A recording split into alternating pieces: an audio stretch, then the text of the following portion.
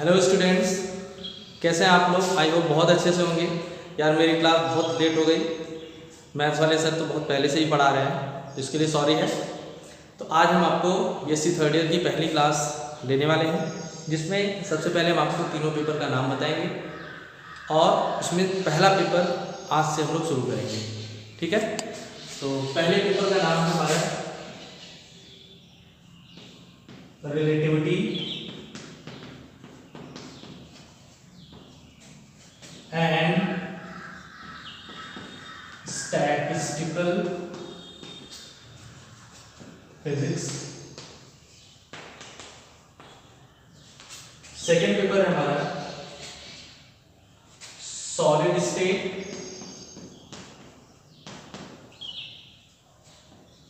And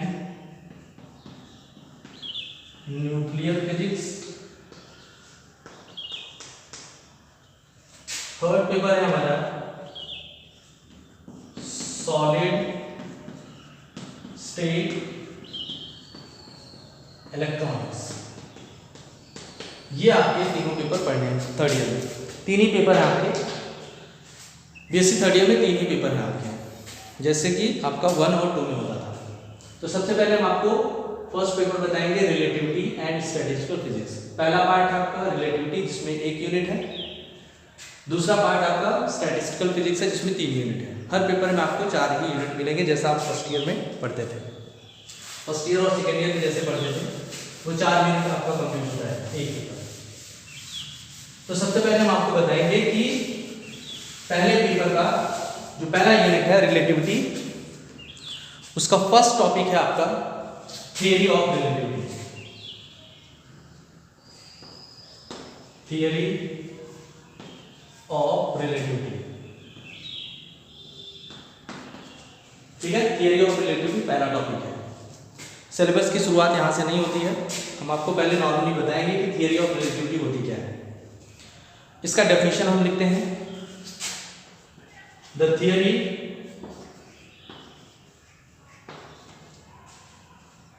which deal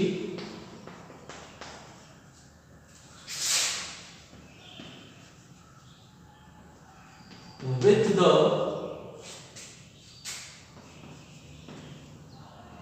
relativity of motion and rest। आइए इसका मतलब समझते हैं। द थियरी विच डील, एक ऐसी थियरी जो डील करती है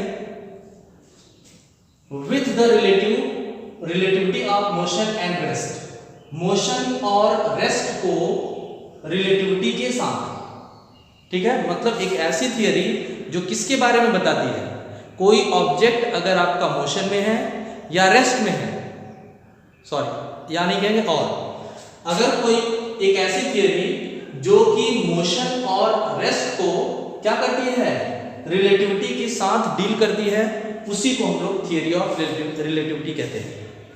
फिर से बात समझते हैं, एक ऐसी थियरी जो कि क्या करती है, डील करती है किसको, किसी ऑब्जेक्ट के मोशन और रेस्ट को किसके साथ, विथ द रिलेटिविटी के साथ। यानी एक ऐसी थियरी जो मोशन, किसी ऑब्जेक्ट के मोशन को और रेस्ट को आपका रिलेटिविटी के साथ डिस्कस करती है या डील करती है, उसी को हम लोग थियरी ऑफ रिलेटिविटी कहते हैं। ठीक है, अब इसमें एक एग्जांपल आपको बताएंगे तो ज़्यादा क्लियर होगा आपका। एक नहीं एग्जांपल, 3-4 एग्जांपल हम आपको बताते हैं तो क्लियर हो जाएगा थियरी ऑफ रिलेटिविटी होती क्या है। एग्जांपल में हम लोग देखेंगे लेंथ, ये एग्जांपल नंबर 1 है, लेंथ इज रिलेटिव। लेंथ क्या है हमारा, रिलेटिव। कैसे, एक लाइन मैंने ड्रॉ किया, ठीक है, ये लाइन ए है, ठीक है। दूसरी लाइन हमने ड्रॉ किया, ये लाइन बी है। तीसरी लाइन हमने ये ड्रॉ किया, ये लाइन सी है, ठीक है। तो अब हम ये कह रहे हैं कि लाइन ए के रिस्पेक्ट में बी बड़ा है, ऐसे बोल रहे हैं हम। लाइन ए के रिस्पेक्ट में ए बता रहा है बी हमसे बड़ा है, ठीक है ना। यानी ए का रिलेशन बी से हम कर रहे हैं। लेकिन अब बताओ, क्या C जो है B से बड़ा है? G बड़ा है, लेकिन आपने कैसे बोला A B से बड़ा है, यानी A के रिस्पेक्ट में B बड़ा है, ठीक है ना, लेकिन C के रिस्पेक्ट में ये छोटा है, ठीक है ना। इसी को रिलेट, अभी आपका क्या है, A के रिस्पेक्ट में B बड़ा है और C के रिस्पेक्ट में B क्या है, छोटा है। इसी को आपका रिलेशन कहते हैं। मतलब रिलेटिविटी का मतलब रिलेशन से होता है। A B से छोटा है, यानी A के रिस्पेक्ट में B छोटा है और B C के रिस्पेक्ट में B क्या है, छोटा है। A के रिस्पेक्ट में B बड़ा है और C के रिस्पेक्ट में B क्या है, छोटा है। A के रिस्पेक्ट में B छोटा है, सॉरी बड़ा है, और C के रिस्पेक्ट में B आपका छोटा है। दोनों अलग अलग बता रहे हैं। फाइनली फिर से समझ जाओ, A के रिस्पेक्ट में B बड़ा है, लेकिन C कह रहा है हमारे रिस्पेक्ट में ये B क्या है, छोटा है। तो ये दोनों अलग अलग इसके बारे में बता रहे हैं, ठीक है ना। इसी को रिलेशन कहा जाता है। तो ये आपका कह सकते हैं लेंथ क्या होता है हमारा, रिलेटिव होता है। इसके रिस्पेक्ट में ये बड़ा है और इसके रिस्पेक्ट में ये छोटा है, ठीक है। ये पहला एग्जांपल है। फिर इसके बाद हम आपको बताएंगे दूसरा एग्जांपल इसका क्या है, लिखते चलेंगे आप। फिगर अगर आपको जरूरत है तो आप याद रखने के लिए वो फिगर कर लेंगे। दूसरा एग्जांपल है इसका, position is relative. Position is relative कैसे? मैंने एक लाइन ड्रॉ किया, इस लाइन पर 4 लोगों को मैंने खड़ा किया। ये 1 है, 2 है, 3 और ये 4। ये आदमी 4 नंबर पे है। यहां पर आपका एक आइसक्रीम बेचने वाला है, ये आइसक्रीम बेचने वाला है। तो ये 4 नंबर का आदमी इस आइसक्रीम वाले के पास जाता है, ये 4 नंबर, ठीक है। और ये बोलता है कि आप जाइए, आप यहां से जाइए, तीसरे नंबर वाले आदमी को आप आइसक्रीम खिला दीजिए। तो जब ये आइसक्रीम वाला यहां जाएगा तो तीसरे नंबर पे कौन आएगा, ये इसके लिए तो ये पहले नंबर पे आएगा, यानी आइसक्रीम वाला जो तीसरे पे था चौथे के लिए वो पहले पे आ जाएगा। तो तीसरा वाला कौन होगा, ये हो जाएगा पहला नंबर वाला। समझ में आया? तो चौथे के रिस्पेक्ट में ये तीसरे नंबर पे है, ठीक है, ये आदमी तीसरे नंबर पे है, लेकिन इस आइसक्रीम के रिस्पेक्ट में ये क्या है, पोजीशन है। ये आइसक्रीम के रिस्पेक्ट में तीसरे नंबर का जो पोजीशन है वो 1 है, लेकिन चौथे नंबर वाले आदमी के रिस्पेक्ट में तीसरे नंबर पे ये है। अलग अलग पोजीशन आ रही है, जैसे उसमें हमने बताया था A के रिस्पेक्ट में B बड़ा है और C के रिस्पेक्ट में B छोटा है। ऐसे ये देखो, चौथे नंबर के रिस्पेक्ट में ये तीसरे नंबर पे है, लेकिन आइसक्रीम वाले आदमी के रिस्पेक्ट में तीसरे नंबर पे कौन है, 1 है। तो अलग पोजीशन आ रही है, यानी दो लोगों के रिस्पेक्ट में पोजीशन अलग अलग आ रही है, ठीक है ना। इस वजह से कह सकते हैं पोजीशन क्या है आपका, रिलेटिव है। फिर से समझ जाओ, चौथे के रिस्पेक्ट में तीसरे का पोजीशन ये है, लेकिन इस आइसक्रीम वाले के रिस्पेक्ट में तीसरे पे कौन है, 1 है, ये वो इस साइड से आ रहा है, क्लियर हुआ कि नहीं? तो इस वजह से कहेंगे पोजीशन आल्सो रिलेटिव। इसके बाद आपका नंबर 3rd एग्जांपल है, आपका फिगर आप ड्रॉ करेंगे साथ साथ तो आपको ज्यादा समझ में आएगा। तीसरा आपका एग्जांपल है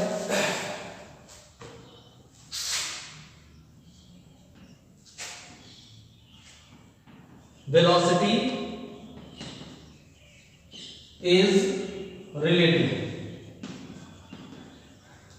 वेलोसिटी इज रिलेटिव। वेलोसिटी क्या होता है, रिलेटिव होता है। कैसे? सबसे पहले हम आपको बताते हैं, एक आपका स्टेशन है,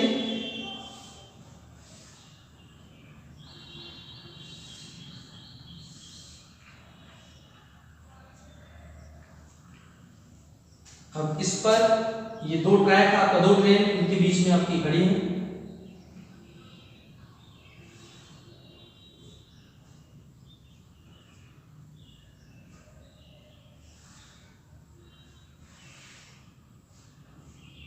ठीक है, एक आदमी ए यहां पे खड़ा है, एक बी आदमी आपका यहां पे खड़ा है, ठीक है। ये ट्रेन आपकी 40 किलोमीटर पर आवर से जा रही है और ये आपका 30 किलोमीटर पर आवर से जा रही है। ये ट्रेन आपकी 40 किलोमीटर पर आवर, सॉरी ये 40 किलोमीटर पर आवर और ये आपका 30 किलोमीटर पर आवर की स्पीड से जा रही है। अब जरा समझिए, ये और ये दोनों की स्पीड को देखेंगे तो सेम बताएंगे, ये तो ठीक है ना। लेकिन प्रॉब्लम कहां पे है कि अगर कोई आदमी इस ट्रेन के अंदर बैठा है, इस ट्रेन के अंदर कोई आदमी बैठा है, तो इस ट्रेन के अंदर बैठा आदमी इसकी स्पीड को कितना बताएगा, इसके रिस्पेक्ट में इस ट्रेन की स्पीड कितनी होगी बताइएगा। 40 माइनस 30 करते हैं 10 आता है, ठीक है ना।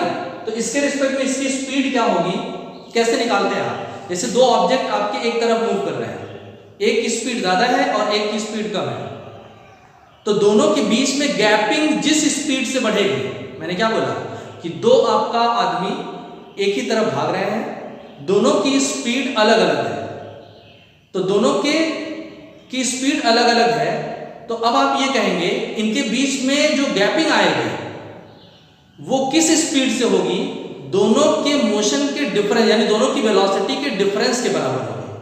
तो अब आप ये बताइए इनके बीच की गैपिंग यानी इसके अंदर बैठा आदमी इसकी स्पीड को कितना बताएगा, 40 माइनस 30 करेंगे, यानी इसके रिस्पेक्ट में इसकी स्पीड 10 है, लेकिन इस बी के रिस्पेक्ट में इसकी स्पीड कितनी है, 40 है। समझिए इस बात को, जैसे आइसक्रीम वाले को बताते थे या आपका लेंथ वाले को बताते थे, ए के रिस्पेक्ट में बी बड़ा होता था और सी के रिस्पेक्ट में बी छोटा होता था। तो यहां पे बताओ बी के रिस्पेक्ट में इसकी वेलोसिटी 40 है इस ट्रेन की, लेकिन इसके अंदर जो आदमी बैठा है इसके रिस्पेक्ट में इसकी स्पीड 10 है, तो हुआ कि नहीं अलग अलग। तो इस वजह से कहेंगे कि वेलोसिटी भी हमारा क्या होता है, रिलेटिव होता है। समझना। एक लास्ट आपका एग्जांपल है,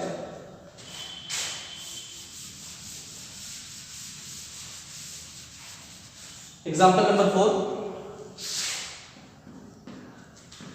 time is also relative, is also relative. Example समझिए, जैसे मैं आपका इंडिया में हूं, मेरा फ्रेंड यूएसए में है, मतलब कहीं दूसरे कंट्री में है, तो मेरी वॉच किसी वजह से बंद हो गई। मैंने इसको टेलीफोन लगाया, मोबाइल नहीं, मोबाइल में तो टाइम आप देख सकते हैं, तो टेलीफोन लगाया, हमने पूछा यार कितना टाइम हो रहा है, तो आप हमको ये बताइए यहां जितना टाइम हो रहा होगा क्या वहां भी उतना ही टाइम हो रहा होगा, अलग है ना।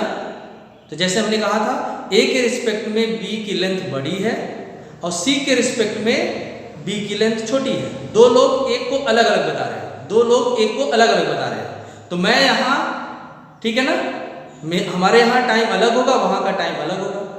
समझ में आ रहा है कि नहीं। तो दो लोग टाइम को एक ही टाइम पर अलग अलग टाइम बता रहे हैं, बात समझ में आ रही है कि नहीं। दो लोग अलग अलग पोजीशन पे हैं, मतलब मैं यहां हूं, मेरा फ्रेंड आपका अलग कंट्री में है, तो दोनों लोग एक ही टाइम पर अलग अलग टाइम बता रहे हैं। मैंने फोन किया इस टाइम पर और वो टाइम आपका अलग वहां बता रहे हैं। समझ में आ रहा है कि नहीं। तो अगर दो लोग किसी एक फिजिकल क्वांटिटी को बताते हैं और वो अलग अलग बताते हैं तो इसी को रिलेटिव कहा जाता है। तो यहाँ पे क्या है आपका टाइम भी क्या है हमारा रिलेटिव है, ठीक है ना। तो इस तरह से आपका थियरी ऑफ रिलेटिविटी हम लोग क्या करते हैं, थियरी ऑफ रिलेटिविटी होती क्या है, एक ऐसी थियरी जो किसी ऑब्जेक्ट के मोशन और रेस्ट को आपका रिलेटिविटी के साथ आपका डील करती है, उसी को थियरी ऑफ रिलेटिविटी कहा जाता है। जिनमें से मैंने 4 एग्जाम्पल बताया। पहला क्या, लेंथ आपका रिलेटिव होता है, जैसे कहा हमने ए के रिस्पेक्ट में बी आपका क्या है, बड़ा है, और सी के रिस्पेक्ट में आपका बी आपका छोटा है। दो लोग एक को अलग अलग बता रहे हैं, ठीक है ना। फिर इसके बाद हमने कहा पोजीशन क्या होता है आपका, भी रिलेटिव होता है। कैसे, मैंने आपको बताया एग्जांपल में, हमने एक लाइन पर 4 लोगों को खड़ा किया, ठीक है ना। एक नाम दिया 1 2 3 4 आइसक्रीम बेचने वाले के रिस्पेक्ट में, ठीक है ना, यानी आपका चौथे नंबर के रिस्पेक्ट में तीसरे नंबर का पोजीशन जो है आइसक्रीम बेचने वाले के रिस्पेक्ट में उस तीसरे नंबर का पोजीशन अलग होगा, मतलब 1 नंबर होगा। इस वजह से कहेंगे पोजीशन भी हमारा रिलेटिव होता है, ठीक है ना। तीसरा आपका एग्जांपल ये था, तीसरे में वेलोसिटी भी हमारी रिलेटिव होती है। जैसे 2 ट्रेन ट्रेवल कर रही है, ठीक है ना, स्टेशन पे खड़ा आदमी उन दोनों ट्रेन को अगर देखे तो जो स्पीड बताएगा वो आपका दूसरे वाले स्टेशन पे खड़ा हुआ आदमी वही स्पीड बताएगा। लेकिन प्रॉब्लम कहाँ पे है, एक आपका आदमी जो किसी ट्रेन में बैठा है उस ट्रेन में बैठ करके किसी दूसरे ट्रेन को अगर देखे तो इसकी स्पीड को अलग बताएगा। जैसे मैंने एग्जांपल में लिया, पहली ट्रेन 40 किलोमीटर पर आवर से जा रही थी, दूसरी आपका 30 किलोमीटर पर आवर से जा रही थी, ठीक है।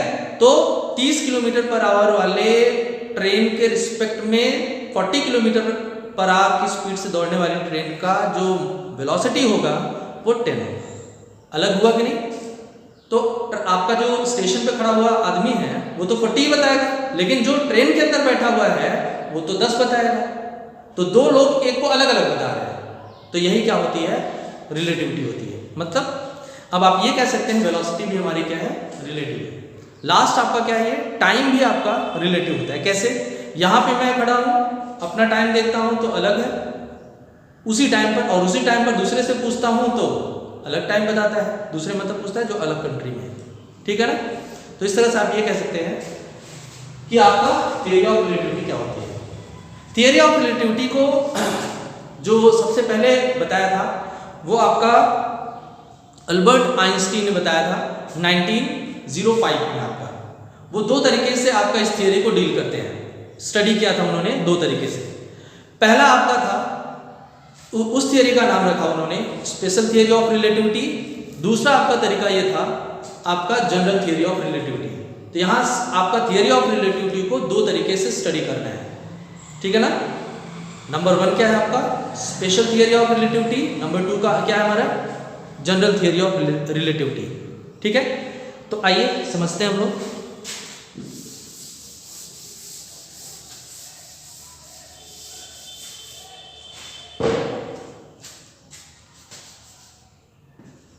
नंबर 1 स्पेशल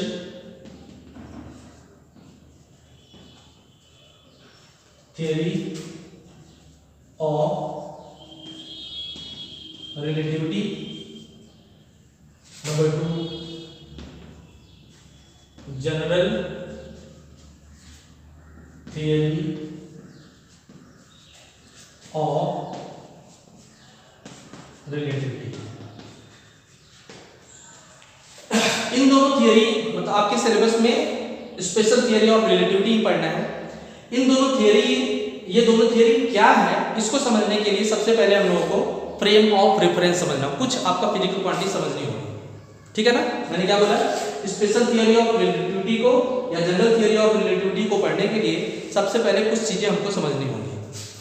उसमें पहला है आपका फ्रेम ऑफ रेफरेंस क्या होता है, ठीक है ना, या रेफरेंस फ्रेम क्या होता है आपका, आइए उनको समझते हैं। तो ये ऐसे ही आप लिख लीजिएगा, जहां तक हुआ था उसके जस्ट नीचे ये लिख दीजिएगा नंबर 1 नंबर 2 में, ठीक है ना।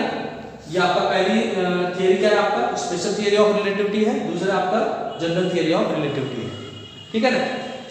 इन थियरी को पढ़ने के लिए सबसे पहले हमको क्या पढ़ना होगा, आपका फ्रेम ऑफ रेफरेंस क्या होता है। तो हेडिंग डालते हैं हम लोग, फ्रेम ऑफ रेफरेंस, इसको रेफरेंस फ्रेम भी कहते हैं। इसका डेफिनेशन हम आपको लिखते हैं, इसके बाद समझाते हैं।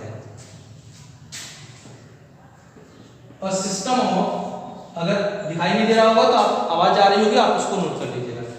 A system of coordinate, a system of coordinate axes which describe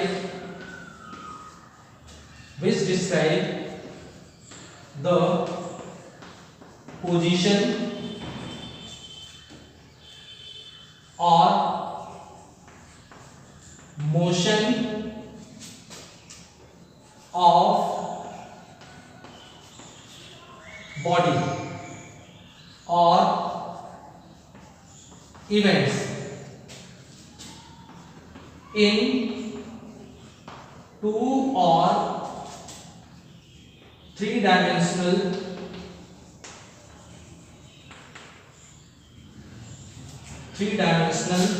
space is called frame of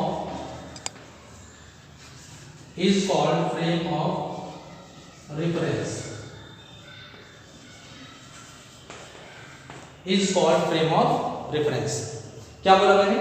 A system of coordinate axis, यानी हमारे पास एक सिस्टम है कोऑर्डिनेट एक्सिस का। कोऑर्डिनेट जो आप जानते हैं 2 डायमेंशनल कोऑर्डिनेट होगा, 3 डायमेंशनल भी हो सकता है आपका।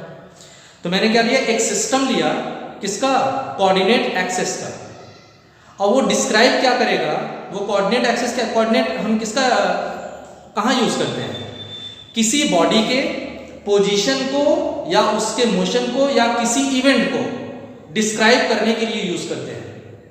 ठीक है ना? तो यहां पे क्या लिखा हमने, a system of coordinate axis which describe, ये सिस्टम ऑफ कोऑर्डिनेट क्या करेगा, डिस्क्राइब करेगा, बताएगा, क्या बताएगा, द पोजीशन और मोमेंटम मोशन किसका, बॉडी का, बॉडी की पोजीशन या उसके मोशन को बताएगा, या और क्या बताएगा, किसी इवेंट को बताएगा, किसी घटना को बताएगा। ठीक है ना? किसमें, इन 2 और 3 डायमेंशनल स्पेस, किस स्पेस में, 2 डायमेंशनल या 3 डायमेंशनल स्पेस में, उसी को हम लोग नाम देते हैं क्या, फ्रेम ऑफ रेफरेंस नाम देते हैं। तो फ्रेम ऑफ रेफरेंस को आप चाहे कोऑर्डिनेट एक्सिस कहेंगे या मतलब फ्रेम ऑफ रेफरेंस को कोऑर्डिनेट एक्सिस भी बोल सकते हैं। तो चाहे फ्रेम ऑफ रेफरेंस बोले चाहे कोऑर्डिनेट एक्सिस बोले, दोनों बात एक ही होगी। लेकिन कंडीशन क्या है, वो सिस्टम ऑफ कोऑर्डिनेट एक्सिस क्या करेगा, किसी बॉडी के पोजीशन को या उसके मोशन को या उसमें इवेंट को डिस्क्राइब करेगा, तभी जाकर के वो आपका जो सिस्टम ऑफ कोऑर्डिनेट एक्सिस होगा वो फ्रेम ऑफ रेफरेंस बनेगा। क्लियर हुआ ना? क्या बोला मैंने, ऐसा सिस्टम ऑफ कोऑर्डिनेट एक्सिस जो क्या करता है, किसी बॉडी के पोजीशन को या उसके मोशन को या किसी इवेंट को डिस्क्राइब करता है, बताता है, उसी को हम लोग क्या बोलते हैं, फ्रेम ऑफ रेफरेंस कहते हैं। और ये फ्रेम ऑफ रेफरेंस 2 टाइप का होता है। ठीक है ना? मींस ये फ्रेम ऑफ रेफरेंस हमारा क्या होगा, 2 टाइप का होगा। तो यहाँ पे हेडिंग करेंगे हम लोग, क्लियर हो गया हो, इसको नोट कर लेंगे आप। इसके बाद हेडिंग करेंगे types of frame of reference.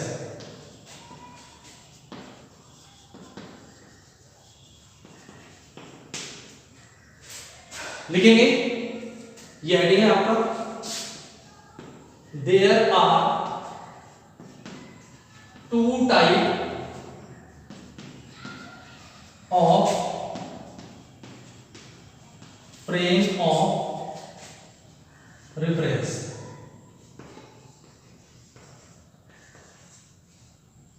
They are, number 1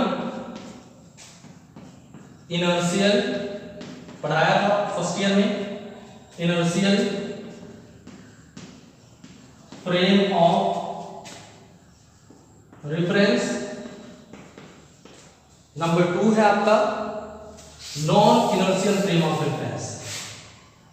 number 2 क्या है, नॉन इनर्शियल